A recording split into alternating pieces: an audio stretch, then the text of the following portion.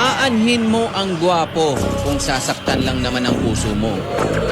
Doon ka na lang sa pangit. Mata mo lang ang sasakit. Kaming mga lalaki, para lang daw kaming mga labahin. Iwanan mo man, hihintayin ka pa rin. Horror. Ang kagwapuhan kang sarong tao hindi yan nakikita sa panlabas na anyo. Nakikita yan paglabas ko ng pinto. Bakit daw may mga mister na nagrereklamo dahil palagi na lang daw tama ang kanilang misis? Eh yan naman talagang hiniling nyo mga mister eh. Tamang babae. Dalawang bagay lang yan mga pangga ang mga misis. Una, lagi silang tama. Dahil kung hindi, ikaw ang tatama.